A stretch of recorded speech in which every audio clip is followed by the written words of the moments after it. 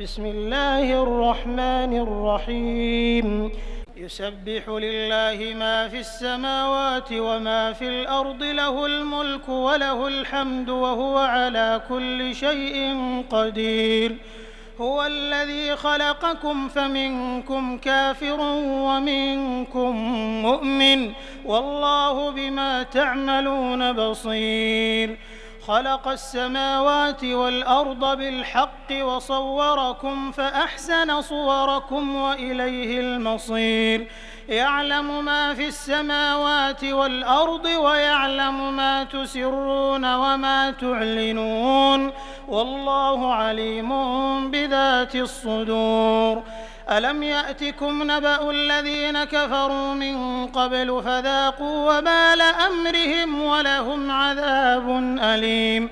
ذلك بأنه كانت تأتيهم رسلهم بالبينات فقالوا أبشر يهدوننا فكفروا وتولوا واستغنى الله والله غني حميد زعم الذين كفروا أن لن يبعثوا قل بلى وربي لتبعثن ثم لتنبؤن بما عملتم وذلك على الله يسير فآمنوا بالله ورسوله والنور الذي أنزلنا والله بما تعملون خبير يوم يجمعكم ليوم الجمع ذلك يوم التغابن ومن يؤمن بالله ويعمل صالحا يكفر عنه سيئاته ويدخله جنات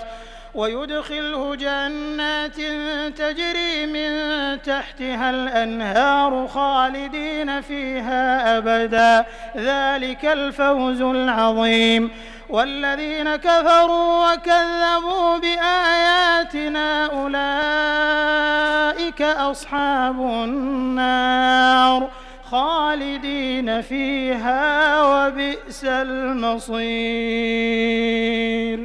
ما أصاب من مصيبة إلا بإذن الله ومن يؤمن بالله يهد قلبه والله بكل شيء عليم وأطيعوا الله وأطيعوا الرسول فإن توليتم فإنما على رسولنا البلاغ المبين الله لا إله إلا هو وعلى الله فليتوكل المؤمنون يا أيها الذين آمنوا إن من أزواجكم وأولادكم عدوا لكم فاحذروهم وإن تعفوا وتصفحوا وتغفروا فإن الله غفور رحيم إنما أموالكم وأولادكم فتنة